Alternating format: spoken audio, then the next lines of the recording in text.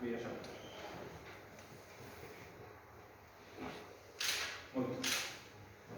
Pois, en cantos de vos estáis interesados en facer papeles vos?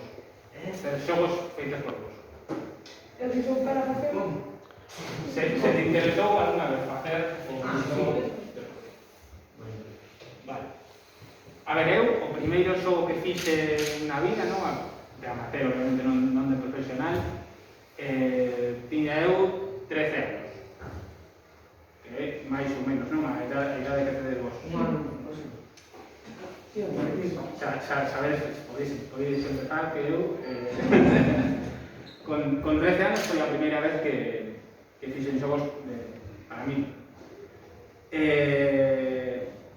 Bueno, Gato Studio, como empresa, digamos, como empezamos, tiña eu 25 cando empecé cos xogos, non?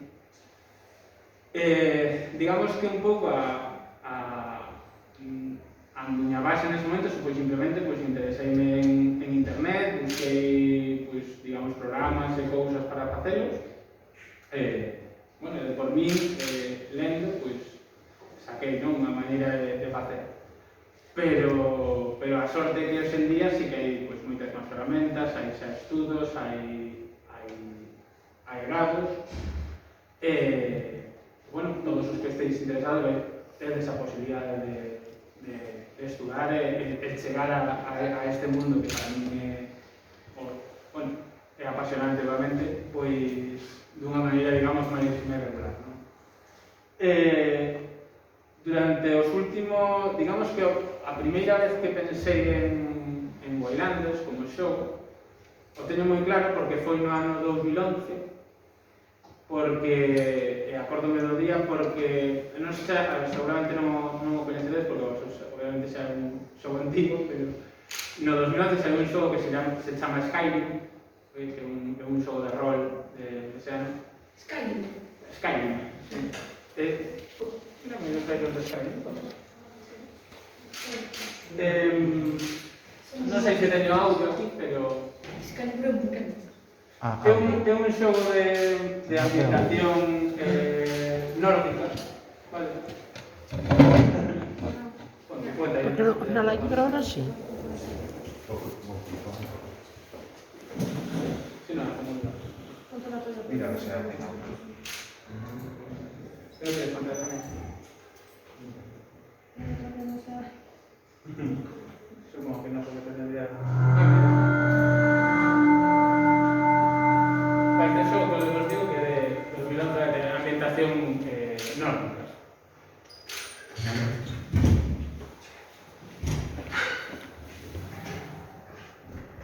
Sure of that.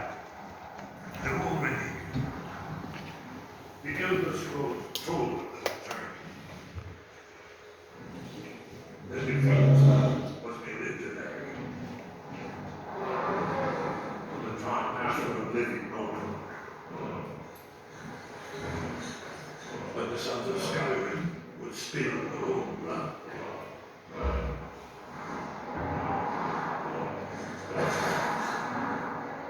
No one wants to believe they could exist. And when the truth finally dawns, it dawns in fire.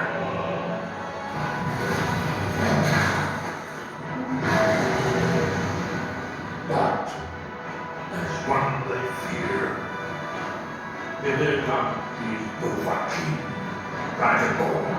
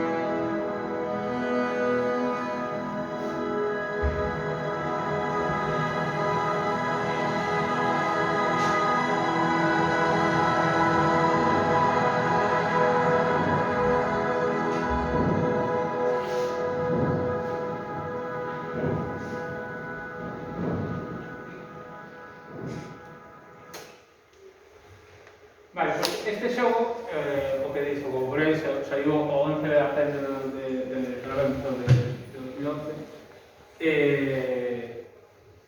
Ese ano, pois, estaba ca xente que traballaba en Gato nese momento, dando un paseo polas fragas do Eume, que non sei se te veches alguna vez, pero os recomendo. Estamos paseando e eu estaba pensando neste xogo, que como o vistes, ten un montón de paisaxes, edificios así con roca. Eu que abrín a empresa en 2010, como decía, sabe por qué? Pues esta xente sempre fai, os xogos sempre son de mitoloxía nórdica ou de mitoloxía inglesa ou de mitoloxía. Eu empecé a pensar e dixi, por que non podemos facer un xogo aquí? Cos nosos paisaxes, cos nosas lendas, coa nosa mitoloxía, non hai ninguna razón para non facer. Entón, pois, empecé a cavilar como facer iso. Nese momento en Gato éramos 4, non é posible, o Skyrim fixose, serían 200 ou 250 persoas, tranquilamente. Entón, nese momento 4, dixo, non sei que non podo agora. Pero, bueno, non podía en 2011, pero a empresa, pois, foi crecendo, fixemos outros xogos, foi aparecendo, pois, moi xente. No ano 2016, supoño, 16 ou 17, bueno, como nese momento aínda non había, digamos, suficiente xente ou preparada para facer, decidimos dar uns cursos. Bueno, pues, se non hai xente, formo eu. Entón, fixemos uns cursos gratuitos co Concello da Coruña. E nada, desos cursos fixemos un grupo e finalmente fomos ao redor entre os que xa estábamos en Gato e esa xente que viña estes cursos, fomos unhas 40 persoas, vale? A xente que máis ou menos traballou en Urnas. Entón, bueno, non podíamos facer algo tan grande como Skyrim, pero podíamos facer xa un xogo. Entón, bueno, nese momento digo, xa teño a xente, xa podo, digamos, empezar o xogo. E de que o vamos facer? Teño claro que quero que sea aquí, e teño claro que, bueno, que quero que sea con maxia, con espadas, eu creo que sea nesa idea, ¿no? De rol.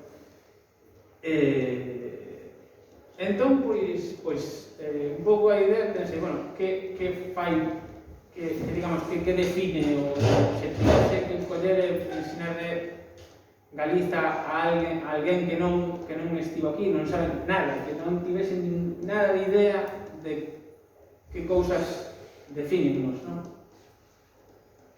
Entón dixe, bueno, teño claro que quero ter dúas cousas. Que por unha parte quería ter a parte eso, de paisaxes máis natural, o tema da música celta. Eu quería que notase que éramos un pobo celta. El tema dos castros interesábame moito porque é algo que é moi interesante porque todo isto, ahora comentarei, pero claro, cando empecé todo isto teño que ler moito, documentarme, buscar como era a vida nos castros e como eran estas cousas para logo que realmente o xogo obviamente é fantástico e non é histórico, o que xoga Guailandros non vai encontrar cousas históricas, son todo lendas, pero ler sobre esas cousas reais é o que ti a escribir é como creas os personaxes, porque ti tens que ter na cabeza personaxes que teñen unha vida e tens que pensar, pois antes dices de Amerxín, Amerxín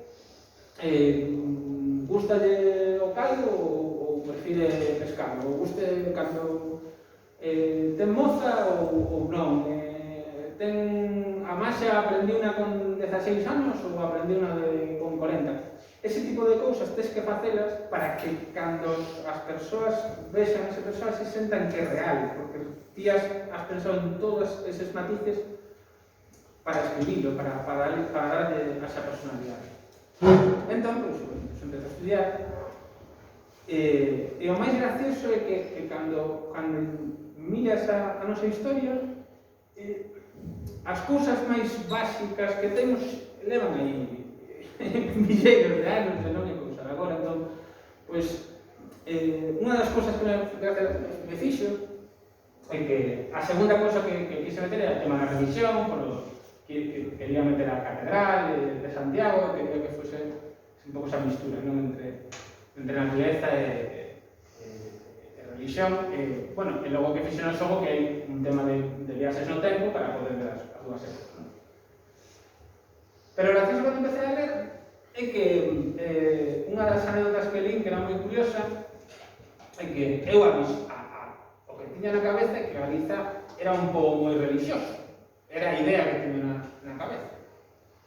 Pero logo cando empecé a estudar resulta que, bueno, non era exactamente iso, porque resulta que prácticamente o primeiro, digamos, a igrexa de maneira oficial, o primeiro sitio que ten que visitar para ir a botar unha bronca é Galiza.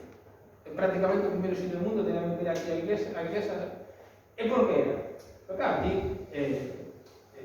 nese momento, o Imperio Romano, como fai para estender? O Imperio Romano é un sitio moi grande, non é como se en día, iba un a un sitio e decía, bueno, agora un imperio de cristianos, aquí sois todos cristianos.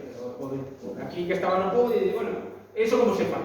Mira, pues fais como de antes, pero con antes, tira que eu non estou para explicarte toda a línea. É basicamente así. Entón, que pasa? Pois o paisano, e, bueno, pues, que é sagrado aquí? Pois que eu era sagrado as pedras, os árboles, os ríos, entón a xente empezou a pôr cruces por todos os lados, porque, claro, toda a natureza era sagrada para a xente celta de aquí. Entón, claro, ao cabo dun tempo, viñeron aquí os romanos a mirar e tiveron cruces por todo aí. Oye, isto non se fai así, que isto non... E a xente, bueno, a mí dixeron... Entón, esa é unha razón para que hai cruceiro por todos os lados, que é cruceiros cada vez tremendo, porque están sustituindo cousas que xa eran sagradas antes, ou para os povos de aquí xa eran importantes. Entonces, ese tipo de cousas fixeron moita gracia, porque aí ves un montón de lendas e un montón de cousas que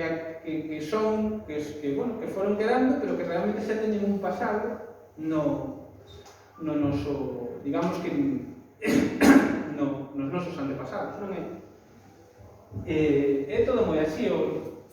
Cando empecé a mirar as razas do xogo, claro, eu quería evitar pois os elfos, os ananos e tal, porque era o típico do Señor dos Anéis ou destos, bueno, porque era o típico, non, de todos os xogos, como pode ser o Skyrim. Eu busquei que era o propio noso. Entón, non sei conocedes que é un mouro.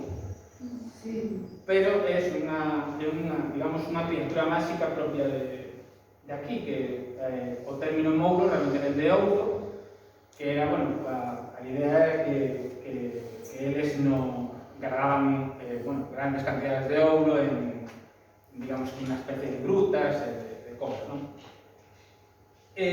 Claro, o gracioso que non se sabe é que a nivel lenda de onde ven, que é algo moi galego para mí, que é de que a xente onde puso os muros é porque dicían que os castros construíran os muros. A xente, pensáis que é moi curioso, a xente dese momento miraba as súas propias casas e non asumía que as fixeran seus avós, non, pensaran que era unha raza de fora que misma puso e estaba todo posto por razas antigas. Entón era como que todo era como que daban ese valor de que xa estaba todo como inamovible, non? E claro, toda esa, agora en Galicia temos moita máis, digamos, moita máis división que outras áreas de España ou incluso de Europa. Unha das razóns porque aquí o que agora son parroquias, realmente xa a división antiga xa ven dos propios castros, porque sempre temos a vantaxe de que, como sempre houve auga, pues, nunca houve necesidade de facer xuntarnos en grandes grupos, porque xa había auga para repartir pronto. E digamos, con toda esa información que canto máis collía, máis ilusión facíame facer o xogo, porque era como que para min foi unha mestura, non, de traballo e de prazer, porque digamos que entendín moitas cousas da miña propia tradición facendo todo isto. Entón, claro, chegamos ao punto, decías antes, de Mersin, é gracioso, claro, que ya nesa parte celta tiña que ter unha base ou un principio de lenda que fixese un pouco de partida. Cal foi a miña sorpresa cando realmente a historia, bueno, non sei se o falades aquí seguramente sabedes algo, pero o Lebor da Valerén, que é o libro onde sae a Mersin, o que conta é que digamos que dende a Torre de Brigantia, que bueno, eu puse na Torre de Hércules, que é suponer, o Iz, que era o fillo de Breogán, viu o lonxe Irlanda, o día debía ser despexado, porque Irlanda de Coruña chega. Dende a Torre veu Irlanda e quiso ir uns barcos a visitar as illas, non? E cando chegou, basicamente, pois, por uns, vamos a decir, malentendidos, os deuses de Oscotaranán de Irlanda mataron a Iz, uns poucos deses galegos que iban con el volveron, e en vinganza colleron a todos os, a lenda di que colleron a todos os homens, mulleres e nenos de Galiza, os montaron en barcos e foron ali, mataron os Tuataraná, digamos que en toda esa historia a figura principal é a Mersin, porque gracias a súa masa conseguiron vencer as defensas que teñan os Tuataraná. E claro, toda esta historia que estou a contar, que é prácticamente a historia máis épica que podemos ter os galegos, porque é un grupo conquista e mata deuses e fai unha gran batalla, non é nosa. Resulta que esta historia escribino en Irlanda. O sea, para este Lebor da Valerén, este libro, é como a Biblia, digamos, dos orixes de Irlanda, vale? A nivel mitolóxico ou lendario, non? Entón, quere dicir que hai un país, como a Irlanda, que para eles os seus orixes, a súa orixe é Galicia. Pero nós non vimos como que non sabemos todo eso, é como que para eles somos máis importante que para nós mesmos. Realmente, aquí tampouco é que os irlandeses sexan parte dos nosos pensamentos habituais, pero eles nas súas bases de lenda estamos nós. Entón, claro, eu dixen, bueno, pues teño que quedarme con todo isto, porque é algo super interesante, super gracioso, e moi galego, que teñen que venir os de fora e decirnos o ben que facemos, que nunca sempre nos vemos. Entón, nese momento, pues xa tiña a historia dos celtas por un lado, e quería un pouco falar do tema de religión por outro. Entón, na miña cabeza, como para unir todo isto, o que finalmente decidín foi un pouco o que os comentaba antes, da parte de que todo ven de algún punto, resulta que outra parte, o camiño de Santiago, todo o tema da peregrinación, dice que xa ven dunha tradición de peregrinación xa pagana, que xa antigamente era unha ruta hacia o fin do mundo, onde está a Finisterra.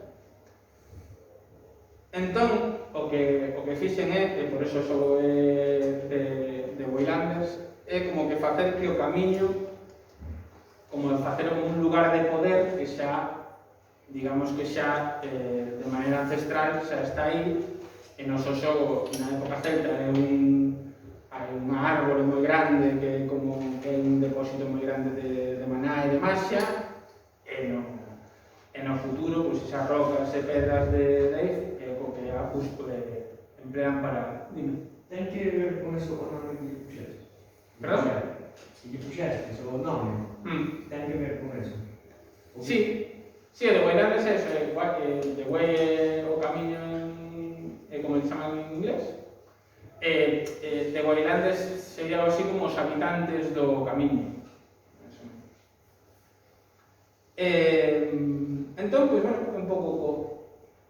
con todo eso, empezamos un pouco con buscamos que lugares eran máis interesantes, collimos eso, a Brigantia onde fixose o faro, collimos Santiago obviamente para logo emplear na Idade Media, todos esos diferentes lugares que un pouco intentando coller un pouco representación de cada época, ¿no? Escollimos tamén Ézaro, que máis agora teño na cabeza,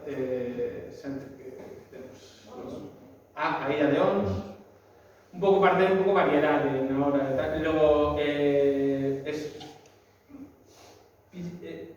toquei tamén as médulas, que agora mesmo non é Galiza, pero na época na que está ambientado os xogos si era parte do Reino de Galiza, así que collino, porque tenía unha parte montañosa con neve e tal, bueno, ten unha parte, agora mostrareivos unha parte de cor moi interesante. É un pouco eso, porque ao final, bueno, digamos que todo o tempo no xogo, pues tens que ter un equilibrio, non? Entre o que queres contar, que logo sexa bonito, obviamente, visualmente, que a parte de mecánicas e de combate todo eso sea divertido, bueno, e un pouco tamén pensando que, como nome do xogo, non? Que é en inglés porque o noso público maioritario é de fora. A maior parte da xente que vai a xogar o xogo, pois, o xogará en inglés.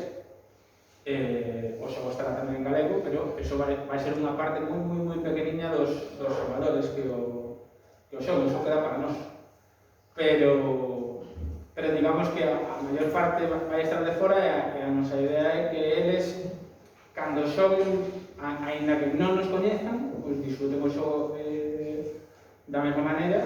Non, obviamente, hai cousas que non van a sentir igual que a nós, obviamente, pero sí que a idea era un pouco que disfruten e que se queren interesarse por o noso país ou a nosa zona, pois que busquen e que investiguen e que cheguen un pouco.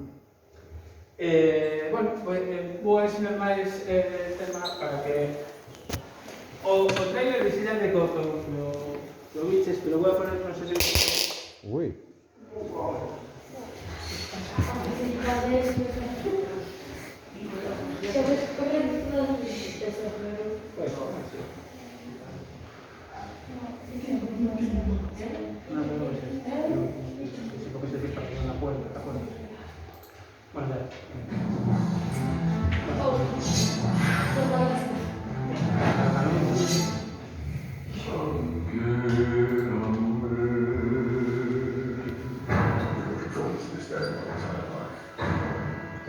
The moment we finally land our roads is one. There are no people to be seen. Or exactly people. The gods.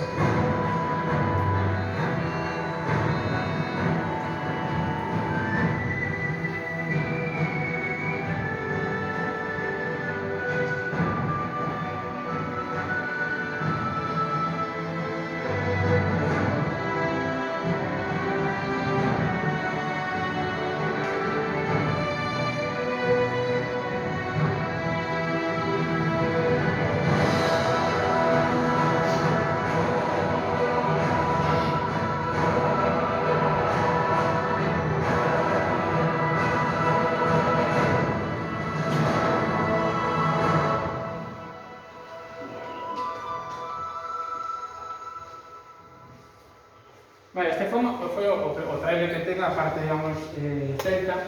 A isla non revelamos en internet a parte medieval, pero o que si temos agora mesmo é a parte de Santiago, que ese sí que o saiu en galego, que ese sí está xa. Ahí va.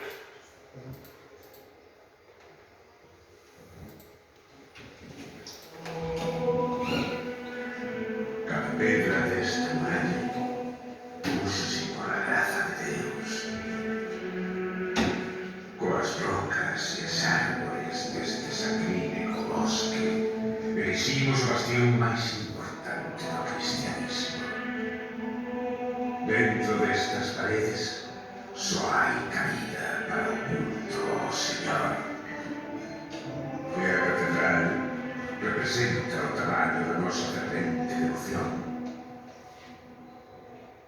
Todos teñen un lugar de paz na nosa majestosa Constitución e poderán espiar os seus pecados.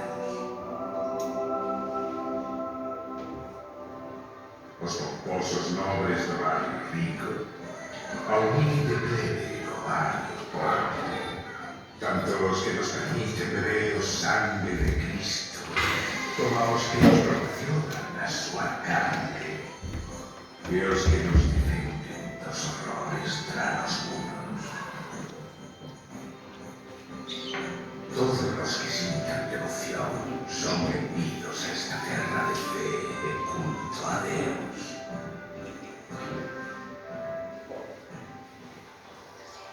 Pero aqueles que se atrevan a negar a existencia do noso Señor serán castigados.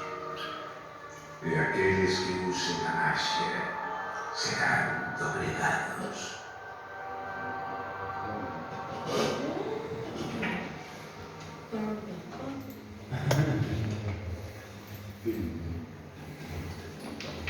Vale, este é o curso no que estamos agora, nos estamos rematando o xogo. Digamos que este é o que agora mesmo temos no, digamos, cara ao público, ensinamos isto, non? A parte medieval e a parte celta, que vistes no totalmente. A nosa idea sempre foi como eso, como que sean dúas cousas que faban como un contraste, vale? Entón, digamos que a época celta é toda natureza, cheo de árboles, animais.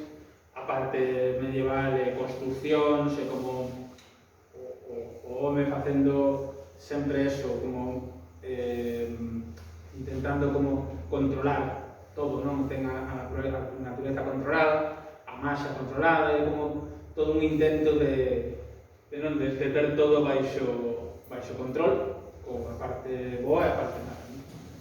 E todo ese rato quixemos facer tamén ese contraste, porque unha cosa foi moi curiosa cando estaba documentándome, é que en moitas cousas, claro, a época celta era moi avanzada comparada coa época medieval, porque é curioso, pero claro, na época celta, pois as raíñas, as mulleres podían ser raíñas sin ter un rei, podían ser